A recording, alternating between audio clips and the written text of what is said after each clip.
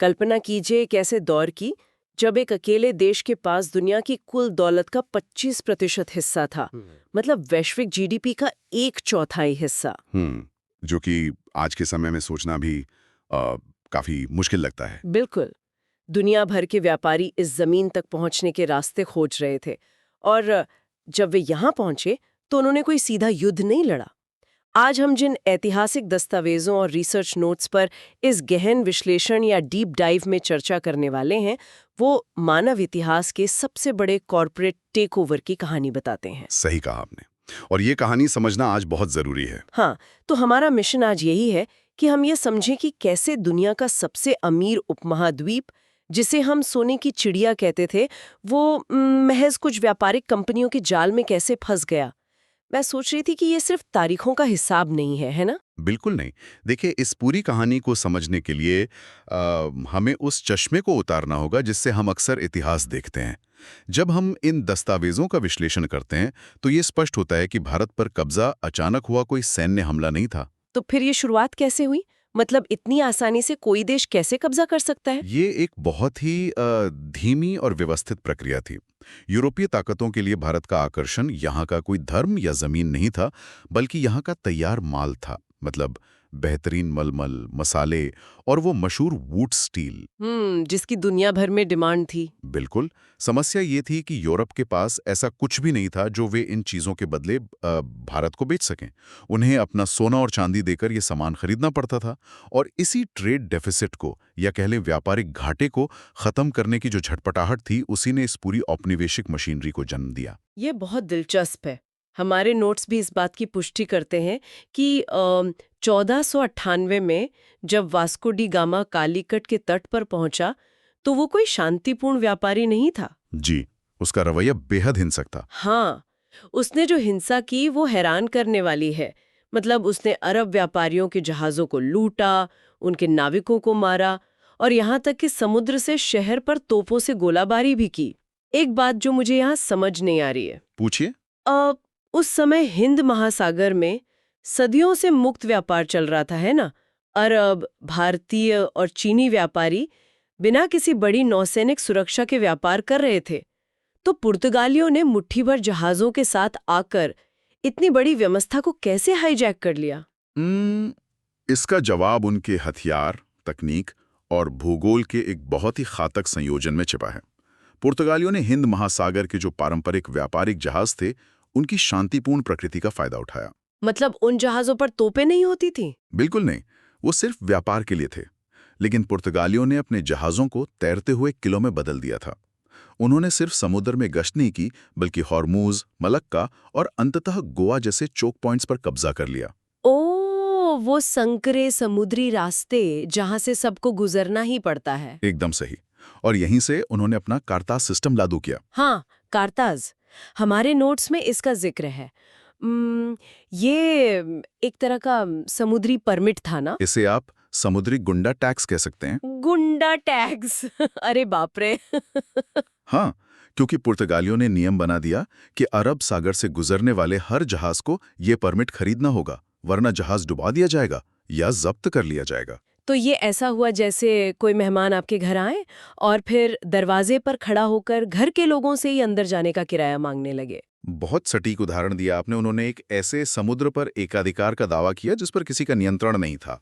और देखिए, इस आर्थिक नियंत्रण के साथ साथ सामाजिक नियंत्रण भी आया। 1560 में जब उन्होंने गोवा में इंक्विजिशन लागू किया। उसका उद्देश्य सिर्फ धार्मिक नहीं था, है ना? बिल्कुल नहीं।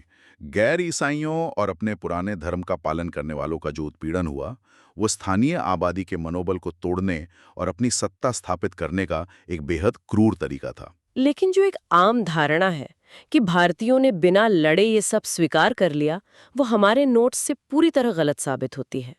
मतलब प्रतिरोध की कुछ कहानियां तो किसी सिनेमैटिक थ्रिलर जैसी लगती हैं। हाँ, वो रानी अब्बक्का वाली कहानी की बात कर रही हैं आप। हाँ, उल्लाल की रानी अब्बक्का द्वितीय जब पुर्तगालियों ने उनके क्षेत्र पर कब्जा करने की कोशिश की, तो जाहिर है उनके पास पुर्तगालियों जैसी तोपें नहीं थी। तो उन्होंने क्या किया? उन्होंने एक शानदार और अनोखी रणनीति अपनाई।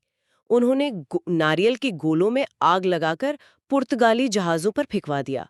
लकड़ी और बारूद से भरे वो विशाल पुर्तगाली जहाज समुद्र में ही जलकर खाक हो गए। आज भी यक्षगान में उनकी शौर्य गाथा गाई जाती है। क्या बात है। और अब ये कोई इकलौती घटना नहीं थी। अगर हम 1741 के कोलाचल युद्ध को देखें तो वो रणनीतिक इतिहास का एक बहुत बड़ा पन्ना है। त्रावणकोर के राजा मार्तन वर्मा वाला युद्ध। जी। उन्होंने डच ईस्ट इंडिया कंपनी की सेना को पूरी तरह से कुचल दिया था। उन्होंने डचों की आधुनिक सैन्य संरचना को समझा और फिर अपनी सेना को उसी तरह प्रशिक्षित किया। अपनी भौगोलिक स्थिति का फायदा उठाया। मतलब ये एशिया में किसी भी यूरोपीय शक्ति की पहली बड़ी और निर्णायक हार थी। बिल्कुल, जिसने भारत में डच साम्राज्य के विस्तार को हमेशा के लिए रोक दिया। समुद्र पर कब्जा करना काफी नहीं था। अगर उन्हें भारत की असली दौलत तक पहुंचना था तो उन्हें जमीन पर उतरना ही था। और यहीं से कहानी पुर्तगालियों और डचों से आगे बढ़कर फ्रांसीसियों और अंग्रेजों की तरफ मुड़ती है। हाँ, और जमीन पर नियंत्रण की जो ये नई प्लेबुक थी, मतलब जो नई रणनीति थी, वो अंग्रेजों ने नहीं बनाई थी। इसका असली श्रेय फ्रांसीसी गवर्नर जोसेफ फ्रांसवा डुप्लेक्स को जाता है। डुप्लेक्स। उसने ऐसा क्या किया था? उसने एक बहुत ही गहरी बात नोटिस की। उसने देखा कि भारतीय सेनाएं बहुत विशाल थीं, लेकिन वे घुड़सवारों और हाथियों पर बहुत ज्यादा निर्भर थीं। उनके पास अनुशासित पैदल सेना का अभाव था। अच्छा, तो उसने बदलाव किया। हाँ, ड्यूप्लेक्स ने पहली बार स्थानीय भारतीयों को यूरोपीय तर्ज पर आधुनिक बंदूकों और सैन्य फॉर्मेशन के साथ प्रशिक्षित करना शुरू किया। इन्हीं को हम सिपाही कहते हैं। और इसके बाद डुप्लेक्स ने इन प्रशिक्षित सिपाहियों का इस्तेमाल सीधे युद्ध करने के लिए नहीं किया, बल्कि भारतीय राजाओं के जो आपसी उत्तराधिकार के विवाद होते थे उनमें किया। एकदम सही। एक गुट का समर्थन करो, उसे गद्दी पर बैठाओ और फिर उस कठपुतली राजा से व्यापारिक रियायतें और जमीन वसूल लो। और अंग्रेज उस वक्त बस ये सब देख रहे थे। ब्रिटिश ईस्ट इंडिया कंपनी उस समय सिर्फ एक व्यापारिक कंपनी थी, लेकिन जब उन्होंने फ्रांसीसियों की इस रणनीति को देखा तो उन्होंने इसे न सिर्फ अपनाया बल्कि इसे एक अकल्पनीय स्तर तक ले गए। अंग्रेजों ने फ्रांसीसियों की प्लेबुक चुराई और उसे और भी खतरनाक तरीके से लागू किया। और यहाँ हमें उस समय की राजनीतिक जमीन को समझना होगा, क्योंकि मुगलों की ताकत लगभग खत्म हो चुकी थी।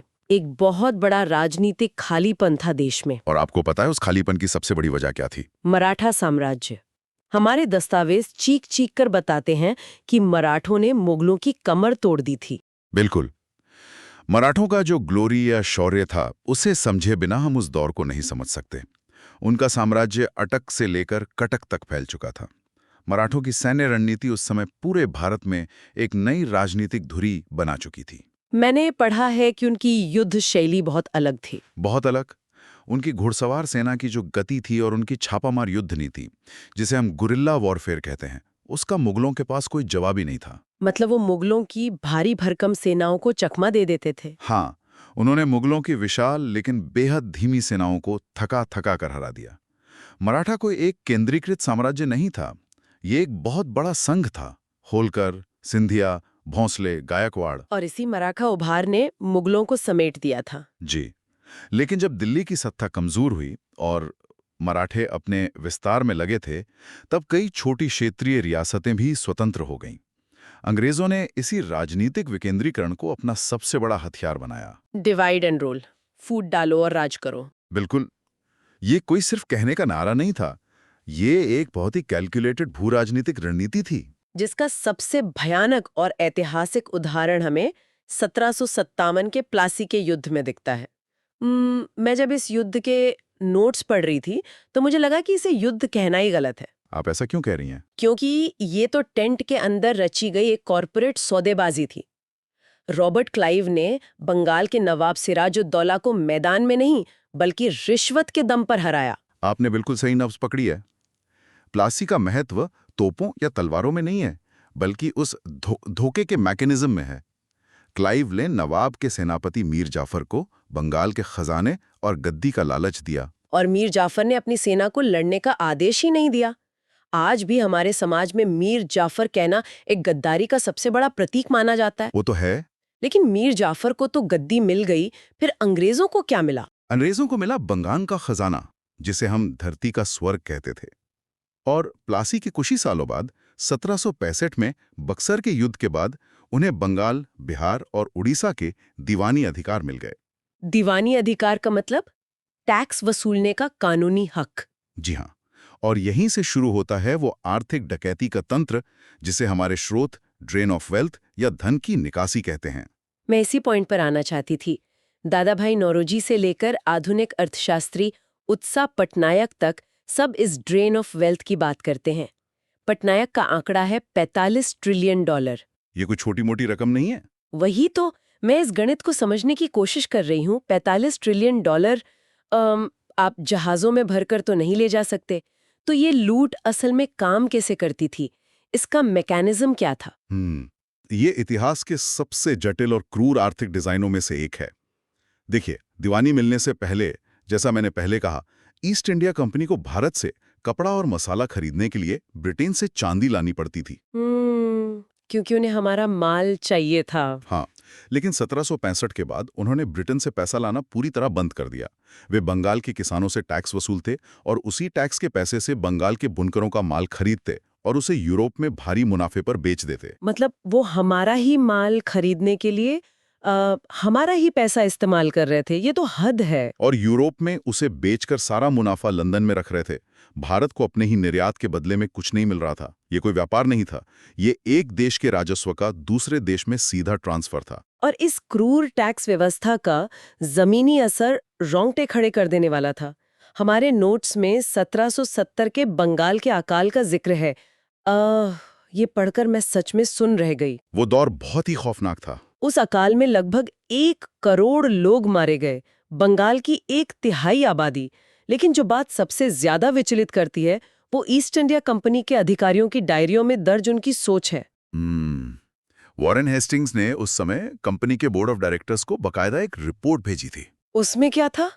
उसमें उसने बड़े फख्र से लिखा था कि इतनी बड़ी आबादी के मरने के बावजूद कंपनी ने टैक्स कलेक्शन कम नहीं होने दिया बल्कि उसे बढ़ा दिया। अरे बाप रे, मतलब लोग मर रहे हैं और वो टैक्स बढ़ा रहे हैं। जी, उन्होंने अकाल के समय में भी निर्दयी तरीके से किसानों से नगद राजस्व वसूला और जो अनाज बचा था उसे अपने सैनिकों के लिए गोदामों में भर लिया। ये एक मानव निर्मित त्रासदी थी जो सिर्फ मुनाफे की अंधी भूख से पैदा हुई थी। और क्या हम ये कह सकते हैं कि इसी मुनाफे ने ब्रिटेन की इंडस्ट्रियल रेवोल्यूशन या औद्योगिक क्रांति को खड़ा किया? क्योंकि इतिहास की किताबों में अक्सर बताया जाता है कि ब्रिटेन ने स्टीम इंजन और नई तकनीकें खोजी, इसलिए वे सुपर पावर बन गए। ये एक बहुत बड़ा भ्रम है। अमेरिकी इतिहासकार ब्रुक्स एडम्स के शोध को अगर हम देखें तो वो साफ कहता है कि प्लासी के युद्ध के तुरंत बाद लूटा गया भारतीय पैसा लंदन के बाजारों में पहुंचने लगा था। तो मतलब उस तकनीक को बनाने का पैसा सीधे भारत की तिजोरियों से आ रहा था। बिल्कुल।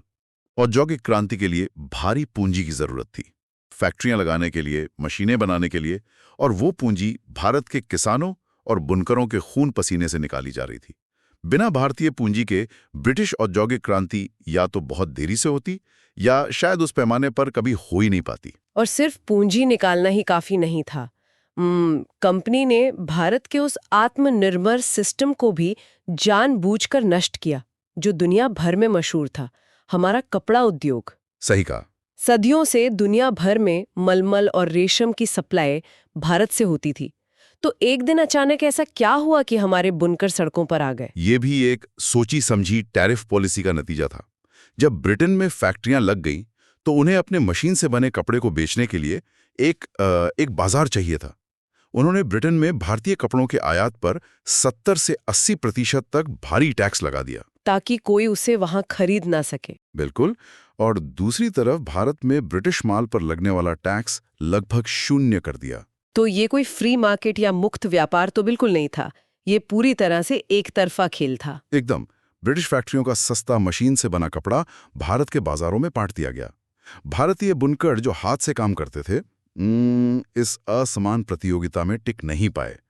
1834 में गवर्नर जनरल विलियम बेंटिक ने अपनी रिपोर्ट में जो लिखा वो इस त्रासदी की भयावहता को बहुत क्रूरता से दर्शाता है। उसने क्या लिखा था? उसने लिखा, व्यापार के इतिहास में ऐसा दुखद उदाहरण बमुश्किल ही मिलेगा। सूती बुनकरों की हड्डियां भारत के मैदानों को सफेद कर रही हैं। उफ, ये सुनकर ही रोंगटे खड़े हो जाते हैं। ये कोई प्राकृतिक पतन नहीं था, ये दुनिया के सबसे बड़े और कुशल उद्योग का जानबूझकर किया गया कत्ल था। इस पॉइंट पर मैं उस एक तर्क की बात करना चाहती हूँ जो अक्सर बहसों में सुनने को मिलता है। लोग कहते हैं हाँ, उन्होंने लूटा, लेकिन अंग्रेजों ने हमें रेलवे तो दिया, उन्होंने हमें टेलीग्राफ दिया, आधुनिकीकरण तो किया। ये बहुत ही आम तर्क है। हाँ, लेकिन जब मैं इन दस्तावेजों में रेलवे के डिजाइन को पढ़ रही थी तो मुझे ये तर्क बहुत खोखला लगा। और वो खोखला है भी। रेलवे का ढांचा इस बात का सबसे बड़ा सबूत है कि वो विकास के लिए नहीं था। अगर आप 19वीं सदी के रेलवे मैप को देखें तो लाइनें भारत के एक शहर को दूसरे शहर से नहीं जोड़ रही थी। तो फिर वो कैसे बिछाई गई थी? सारी लाइनें देश के अंदरूनी हिस्सों से शुरू होकर सीधे बंदरगाहों मतलब बंबई, मद्रास, कलकत्ता पर खत्म होती थीं। ताकि कच्चा माल तेजी से बाहर भेजा जा सके। मैंने जो भाड़ा दरें पढ़ीं वो भी अजीब थी। अगर कोई भारतीय व्यापारी नागपुर से दिल्ली अपना सामान भेजना चाहे तो उसे नागपुर से बंबई भेजने की तुलना में कहीं ज्यादा भाड़ा देना पड़ता था। बिल्कुल। और सिर्फ इतना ही नहीं, इस रेलवे को बनाने के लिए ब्रिटिश निवेशकों को 5% गारंटीड रिटर्न दिया गया था।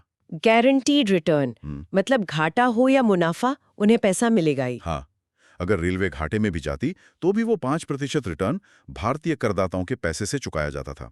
रेलवे दुनिया में कहीं भी इतने महंगे तरीके से नहीं बनाई गई थी जितनी भारत में।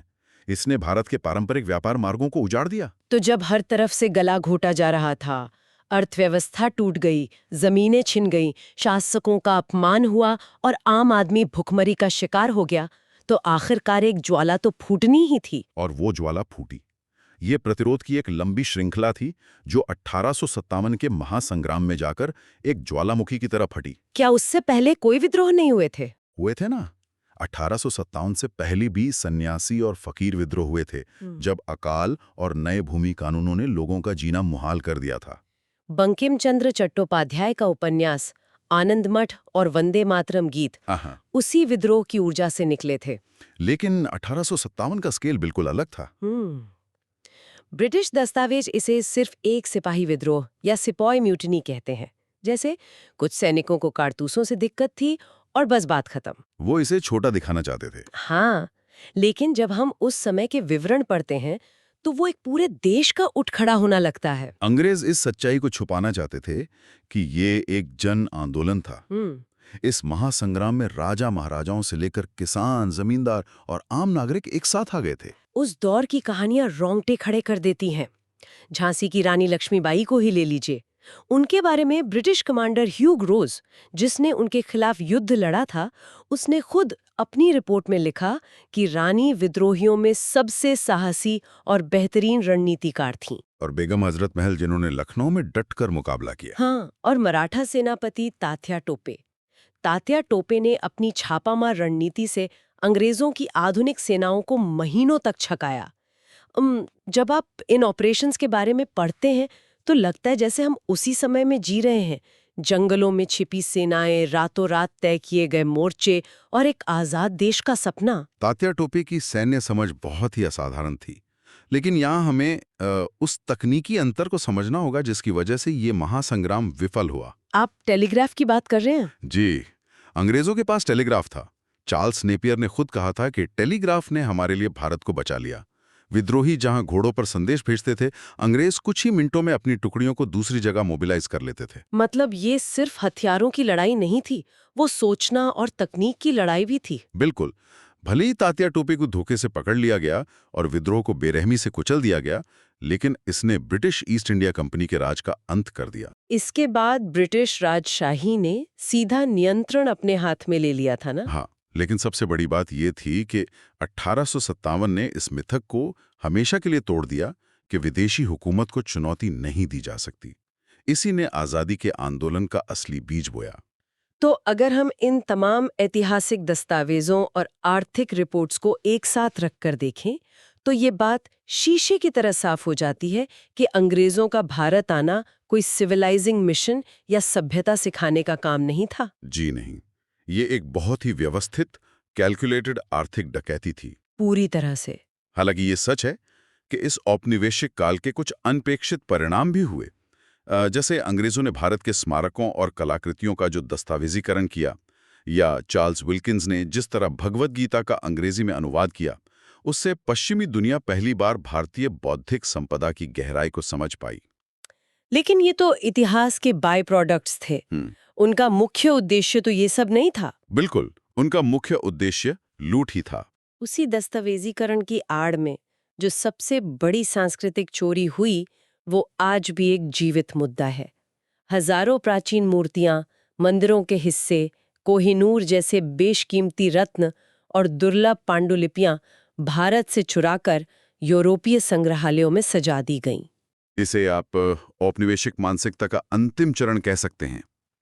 शासक सिर्फ जमीन और पैसे से संतुष्ट नहीं होता, वो पराजित सभ्यता के इतिहास और उसकी कला पर भी अपना एकाधिकार जमाना चाहता है। इस पूरी बातचीत ने इतिहास के पन्नों को एक नई रोशनी में देखने का नजरिया दिया है। इस गहन विश्लेषण को आखिरी मोड़ देते हुए मैं श्रोताओं के लिए एक ऐसा विचार छोड़ना चाहती हूँ जो इन सभी दस्तावेजों के पार जाता है। वो क्या है? सोचिए, अगर वो 45 ट्रिलियन डॉलर का ड्रेन ना हुआ होता, अगर हमारे बुनकरों के हाथ ना काटे गए होते और हमारी अपनी तकनीकी क्रांति को एक सदी पीछे न धकेला गया होता, तो आज दुनिया का आर्थिक नक्शा कैसा दिखता? ये सोचने वाली बात है ना? और जब अगली बार आप किसी पश्चिमी देश के भव्य म्यूजियम में किसी भारतीय मूर्ति या कलाकृति को कांच के पीछे सजा हुआ देखें, तो क्या आपको सिर्फ उस कला की सुंदरता देखनी चाहिए या फिर उस कांच के पीछे छिपी उस 45 ट्रिलियन डॉलर की मशीनरी, उन उजड़े हुए गांवों और इस पूरे इतिहास की चीख को भी महसूस करना चाहिए? इस पर विचार जरूर करें।